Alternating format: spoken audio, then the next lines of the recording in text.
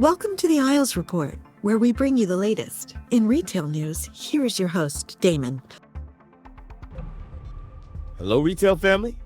This is Damon, your retail investigative reporter. I'm coming to you from the Up and Down the Aisles newsroom. I hope you are having a wonderful day. Okay, let's do it.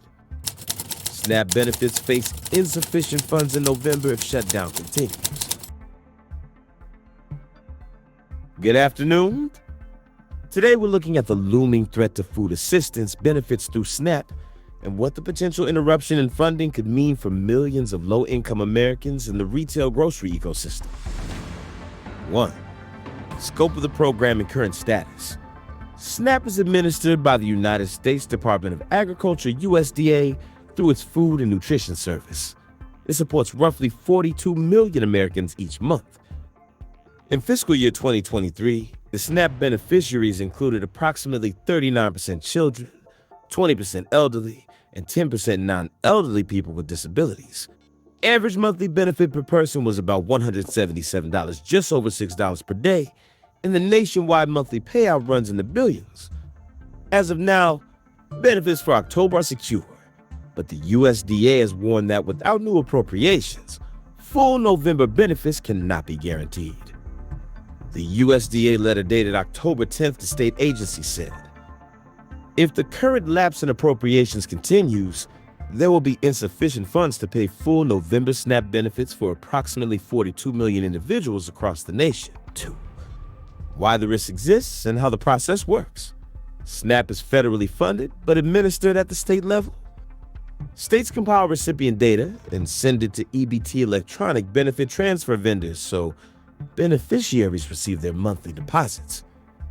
In the current shutdown, the USDA has instructed states to hold off sending November issuance files to EBT vendors until further notice, citing lack of funding and operational flexibility.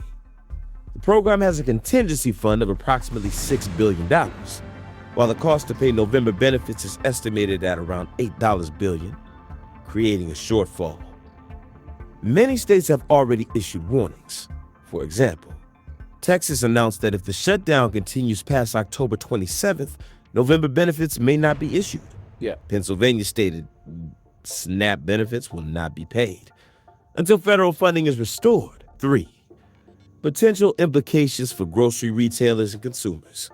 If November benefits are delayed or reduced, low-income households may face immediate food budget shortfalls. With benefits loading later less, they may reduce purchases of produce, meat, dairy, or skip meals. Grocery stores in lower-income communities could see reductions in SNAP-funded transactions, which typically represent a significant portion of sales for certain retailers. Food bank demand may spike as SNAP recipients seek alternative food assistance. States and nonprofits are already preparing for increased loads. Retailers and EBT vendors face uncertainty if state agencies cannot transmit data.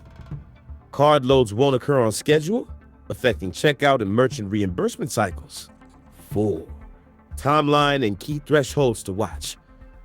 The federal shutdown began October 1st, 2025. USDA funding for SNAP operations is guaranteed through October. After that, funds are not assured. States have set internal dates. For example, Texas cited October 27th as a potential cutoff for November benefits. If Congress doesn't pass a continuing resolution or appropriation, the program may face disruption starting November 1st, I-5. Strategic takeaways for retailers, wholesalers without advice. Monitoring the issuance schedule, whether EBT loads proceed smoothly in early November or are delayed. Observing consumer purchasing patterns. Sign of stress in SNAP households may show reduced basket sizes, shift to lower cost items. Tracking regional variations. Some states may front load or pay early, others may pause or delay. Supply chain implications. Retail outlets that serve high percentages of SNAP households may face revenue declines or inventory shifts. Data monitoring, comparing prior November's SNAP transaction volumes to early November 2025. Could give early signs of disruption. 6. Current policy and legislative context. The political impasse over federal spending is central. Neither House of Congress has passed full appropriations, leading to the shutdown. A bill has been introduced by Josh Hawley Armo to reinstate SNAP funding amid the shutdown. In addition, upcoming policy changes loom, new expanded work requirements for SNAP recipients, and shifting administrative cost burdens to states are modified under recent legislation.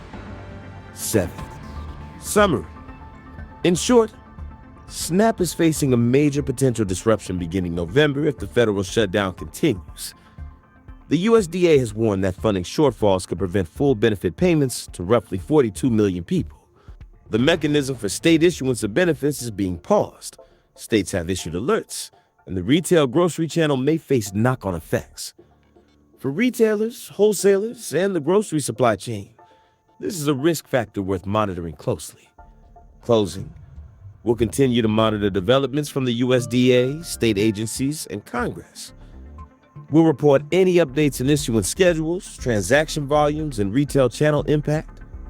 That's it for this segment on SNAP and the shutdown. This has been the Isles Report.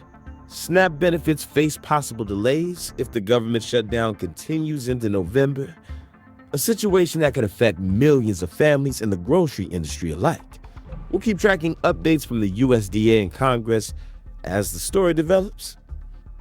Stay tuned for more insights right here on the Isles Report.